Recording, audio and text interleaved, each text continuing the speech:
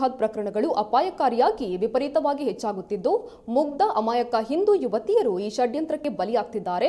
Love ಜಿಹಾದ್ ತಡೆಗಟ್ಟಲು ಮತ್ತು ಮತಾಂತರ ನಿಷೇಧ ಕಾನೂನು ಜಾರಿಗೆ ತರುವಂತೆ ಆಗ್ರಹಿಸಿ ಮುಖ್ಯಮಂತ್ರಿಗಳಿಗೆ ಪುತ್ತೂರು ಕಮಿಷನರ್ ಮೂಲಕ ವಿಶ್ವ ಹಿಂದೂ ಪರಿಷತ್ ಬಜರಂಗದಳ ವತಿಯಿಂದ ಮನವಿಯನ್ನು ಸಲ್ಲಿಸಲಾಯಿತು.